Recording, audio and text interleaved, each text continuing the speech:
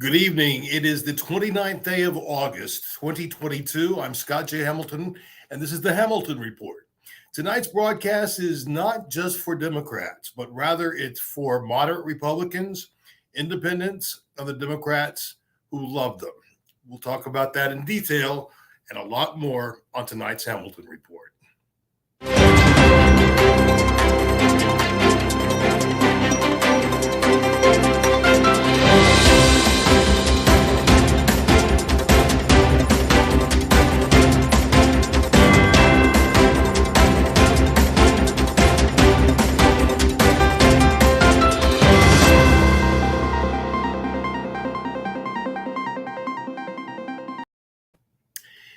Today is 71 days from our general election in November. 71 days is not a lot of time. And so we all have a lot of work to be doing if we are going to make the changes that I believe we can make in Oklahoma this year, because I'm seeing a sense of hopefulness that has been absent for a long time.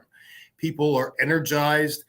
In the Democratic Party, people are feeling good about our candidates and truly hopeful that we have an opportunity for change this year, positive change and big change that will impact in a very good way the lives of all Oklahomans, regardless of age or where in the state you may be.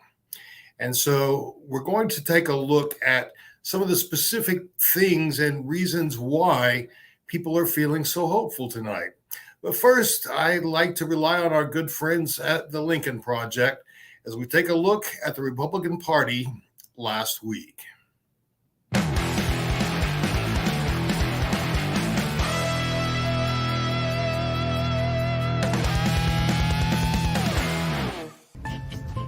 Nunes.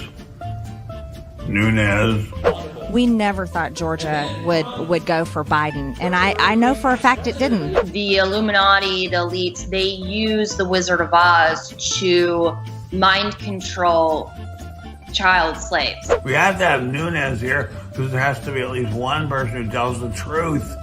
Nunes. I believe in a far-right authoritarian government. No, I am not a fascist. Donald Trump is the Messiah of America. I want them to be able to actually protect themselves against real threats and kick some ass out there and maybe intervene when a school shooter comes and shoots their asses. Please come back wherever you are. We need someone who's going to tell the truth. Please come back. These are the people that I'm talking about that need to be bullied. I have this kind of a blessing, but it's also a curse where I'm able to see things coming years ahead of when they actually happen, right? And of course, that's when people call you a conspiracy theorist. If Joe Biden's goal was to do the opposite of Donald Trump, he is nailing it on the work ethic front. We are very honest, very clean, no substances, live very, very, very clean lives.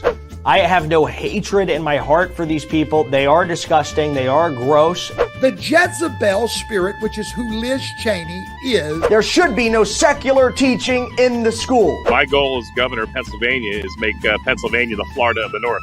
I don't know about you, but I think it's somewhat ignorant to rely solely on elections to make these essential changes that our country so desperately needs. I have friends on SEAL teams that tell me they spend more time now in diversity training than they do shooting. But that said, I am supporting DeSantis. Please.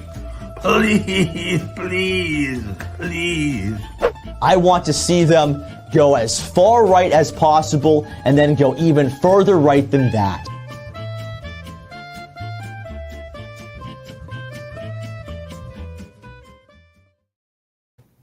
Friends, you can't help but laugh because some of that it's unbelievable.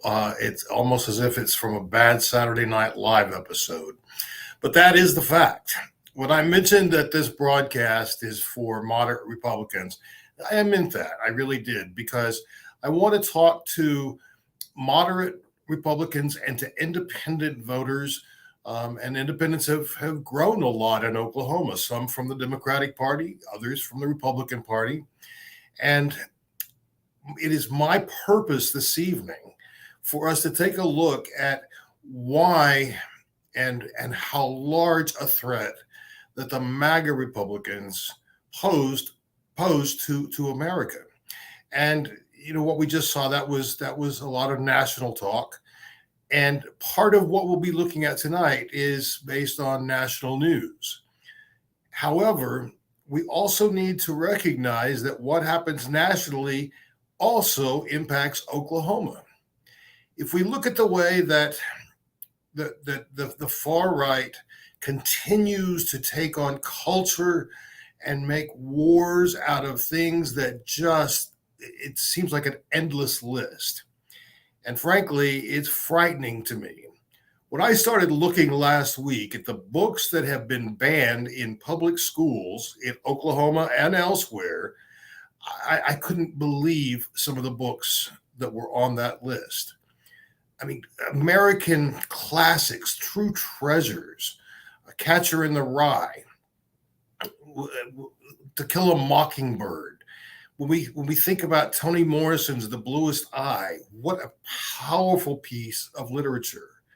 And banning the poet laureate Maya Angelou's I Know Why the Caged Bird Sings. The list goes on and on and on. And sadly, most of the banned books are by Black or brown authors or LGBTQ plus authors, or they have an LGBTQ character. That's why they're being banned. Now, sadly, the people who are demanding that these books be taken off the library shelves have probably never read much of this literature, and they don't even know what's being banned. But I can tell you that as that plays out in Oklahoma, we are completely working to keep our students uneducated. We are creating such a very narrow worldview that there's no way that they can compete with people from other places. And I don't mean just those students who are hopeful to go to college one day, but I'm talking about tradespeople as well. Because no matter what your job, part of what an employer looks for is the well-roundedness of an individual. And I can tell you with great certainty that public education is under attack. We'll look more about that in a minute. But staying with the notion of culture wars, the Right to Marry Act is going to the Senate to be voted on. It was roundly approved by the House. There's question as to whether or not 60 senators will vote for it. All MAGA Republicans have said that they will not support it. And many other Republicans have said the same thing. Some saying, oh, we don't need to do that. And others just do it on principle, or more likely to engage the bottom of the base in their electorate. What's interesting is that 71% of Americans today believe that marriage equality should be and remain the law of the land. And friends, that includes 55% of Republicans. So this is not a Democrat versus Republican issue. Rather, it's one of ideology and fundamental freedoms that are being stripped away one at a time.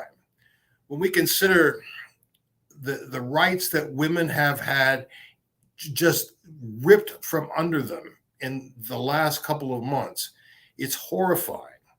But the sad truth is that that's a very long list of things that could go away. Our rights, our freedoms. You heard someone say in that video a moment ago, I want them to go as far right as they can and then go further to the right. That's nonsensical. And I can tell you that most positive, well-thinking Republicans would also agree that that's nonsensical.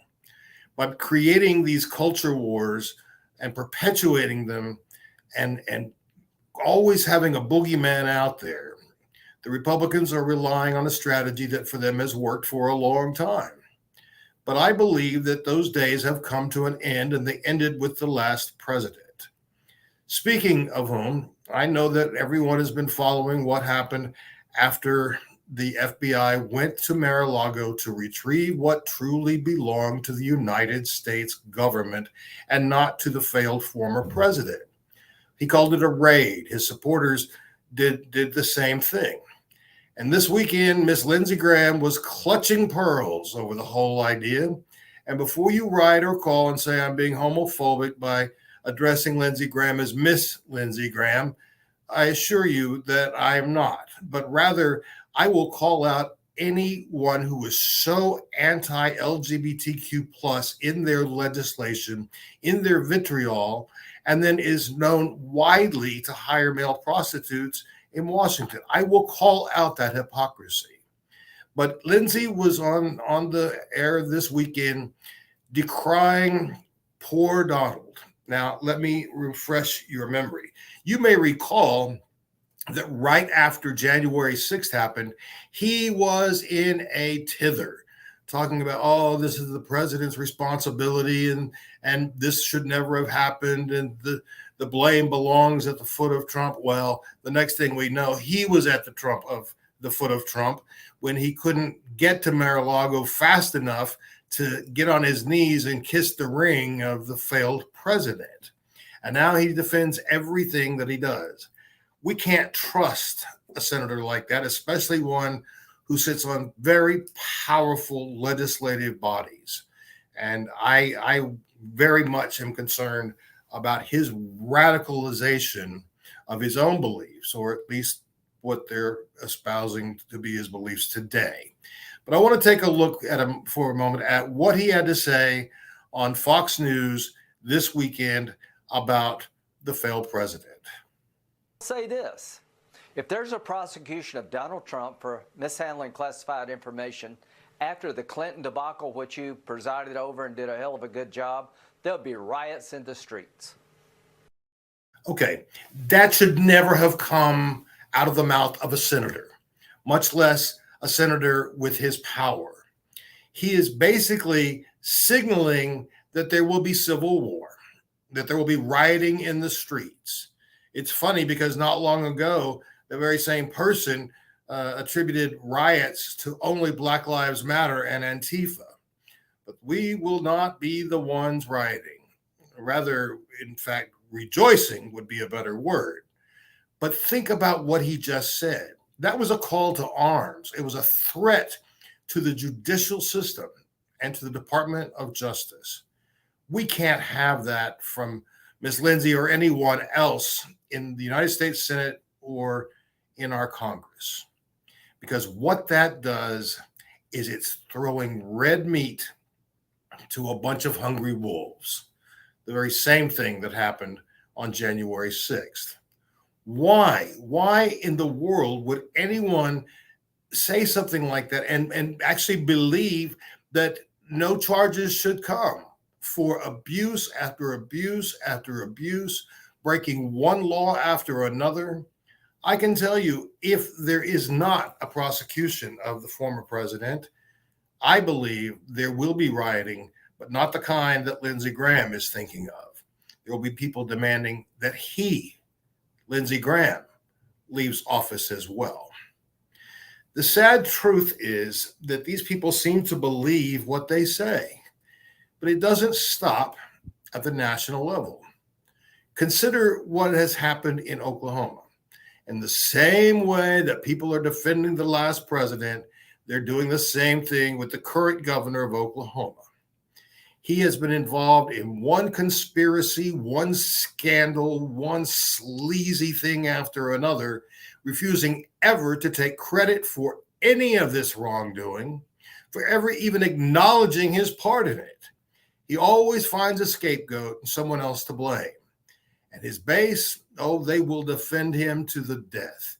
They will continue to rise up and support him and tell him what a fine job he's doing, even while our schools are failing, even while he has squirreled away so much money in the rainy day fund that we can't properly fund education right now. Considering the infrastructure that is about to be developed in Oklahoma, that's all money from the federal government under President Biden's watch. It has nothing to do with Stitt, and yet he is the one trying to take credit for it. That's the irony of the whole thing.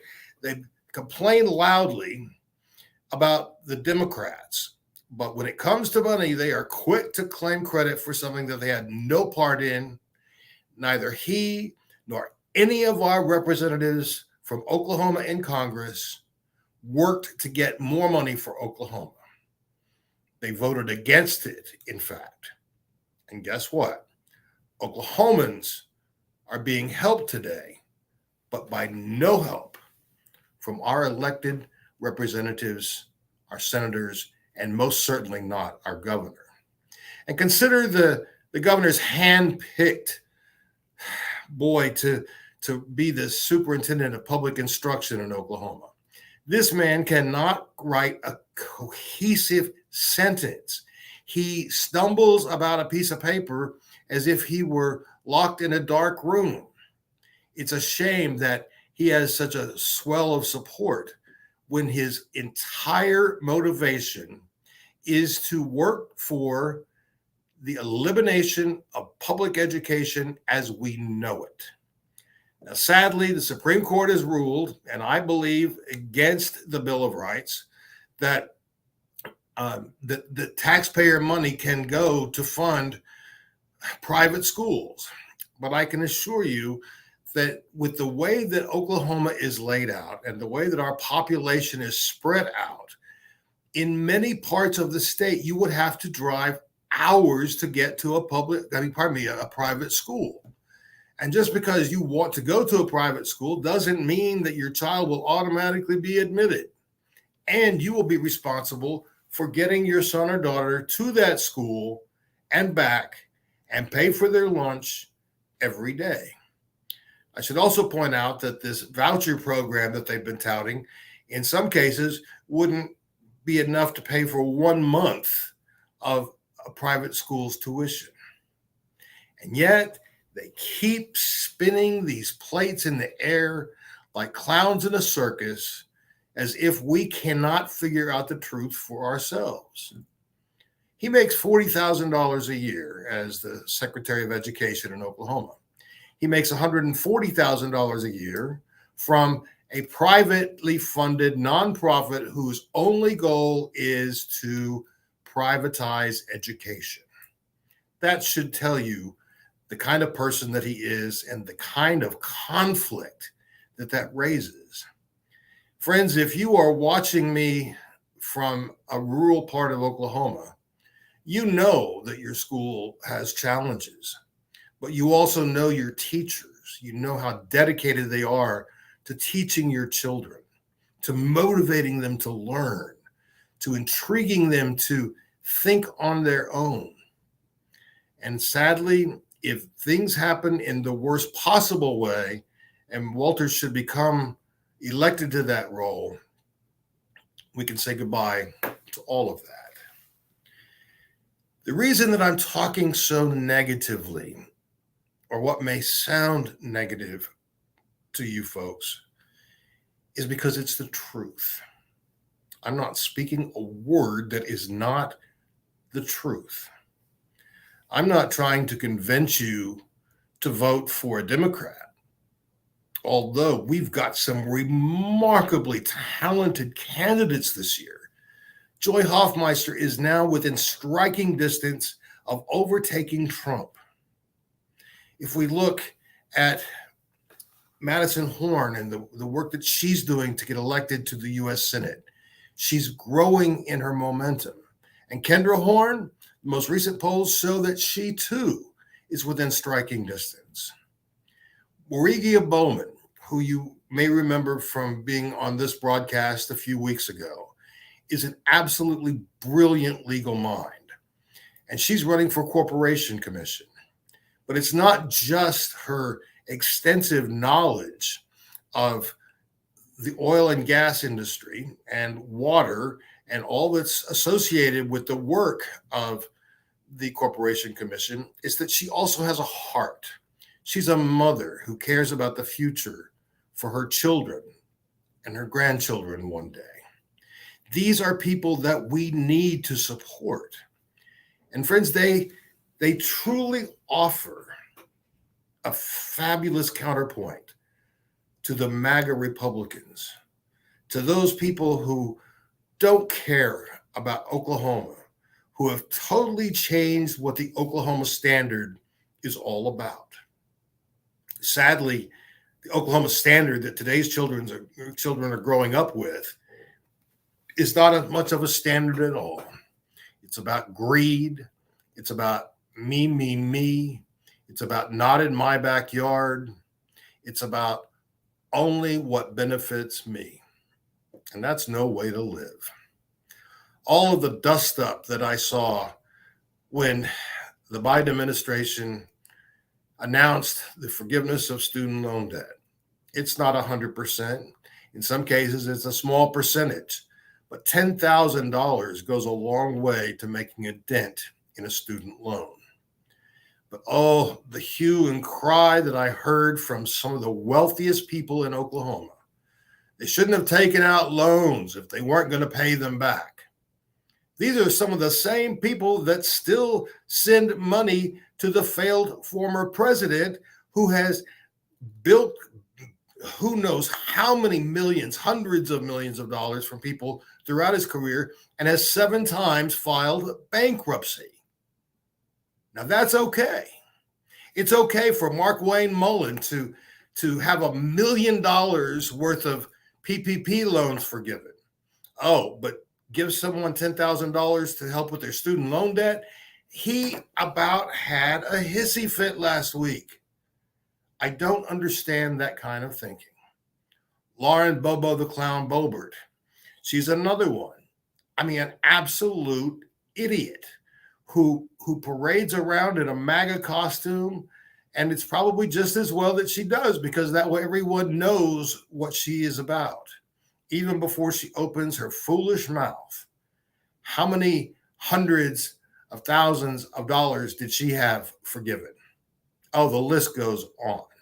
Kevin Hearn, another real prize here in Oklahoma's congressional district.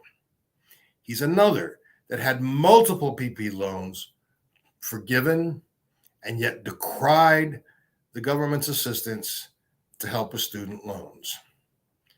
They are not wise enough to understand that if someone doesn't have to pay $10,000 in student debt, that might be enough money for a nice down payment on a home. It might be a way for someone to educate their own children, as opposed to just paying on debt for the rest of their lives.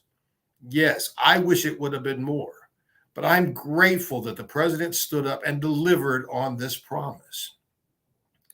My attempt tonight, as I said, was not to convince you to vote for a Democrat, but instead to showcase the reasons not to vote for extreme right Republicans. If you're a Republican, then I respect your right to make your own decisions. The same is true for independents. But I wanted to take this opportunity to show you the dangers that these people are presenting and the ways that they lie and cheat and steal, all to grow fatter every day. And while they just disregard the needs of everyday working Americans. You know, the trope was going around that the IRS getting additional funding, that was going to be for agents to go after lower and middle income people for additional tax audits. That's not true at all. It's to go after the big dollar tax cheats, people who don't pay any taxes or cheat so much on their taxes that they have no idea what they truly owe. That's what that increased funding is for. And to make sure that you don't have to wait months and months and months and months, in some cases over a year, to get your tax refund. So they'll lie about anything if it makes their party seem strong. They are not strong. In fact, they are weak little bullies. People on the playground who, if you said boo to them, would turn around and run the other way. Imagine what would happen if there were rioters in the street, as Lindsey Graham predicts. You know that Lindsey Graham will not be in the street protecting Trump or anyone else. He will be hiding in a freighty hole somewhere by himself in his own miserable little life. Friends, we cannot allow this type of thinking to run our country, and most certainly not the state of Oklahoma. If you live here, this is your home. If you plan to move one day, then you'll have a new home. But for right now, I implore you to get to know the candidates on both sides of the ticket, because what you'll see is a stark difference. The Democrats who are running in the House and the Senate here in the state, and those running for Congress, those running for statewide elected office, those running for city council and school board. These are people with hearts, people that care. They're not some of the richest people you'll ever meet, but they're people who do want to make life better right here for all of us. My hope is that something that I've said tonight is enough for you to become engaged and to learn about the candidates and to get engaged with people in your circle. I know Republicans who I cannot talk to because no matter what I say, their ears are closed. They're deaf to not just my words, but thinking on their own. But I also know Republicans who care about people and care about the future and care about our climate, people who care about education.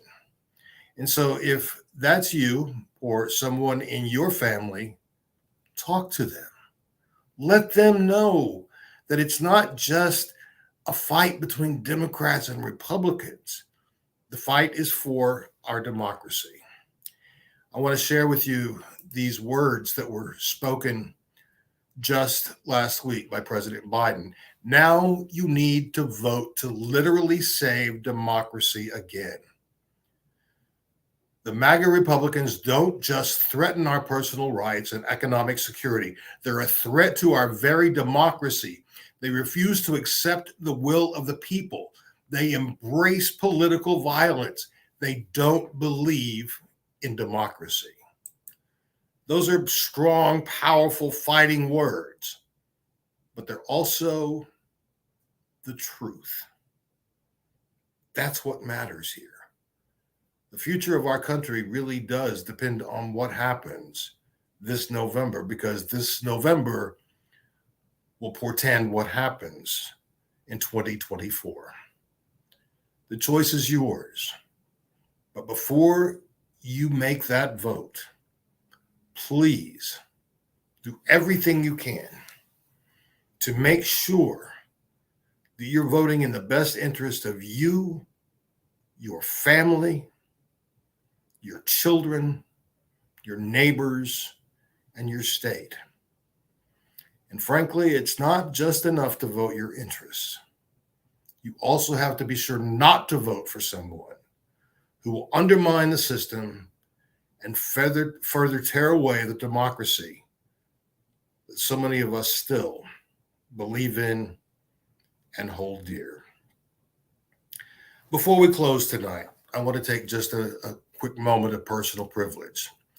I learned today that a friend lost his life last week. He died as a result of suicide. He was smart, funny, gregarious, could talk to anyone about anything, didn't know anything about class or status or wealth. None of those things mattered to him. But something happened, and I don't know what.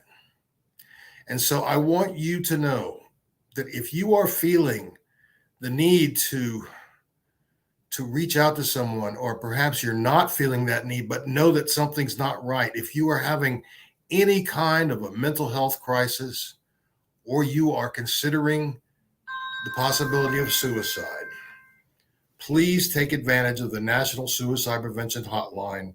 That number is 988. You can call that from any landline, any cell phone in the United States, and someone, a live person, will be there to talk to you, to help you, to guide you, to give you the resources you need to get through a very difficult moment.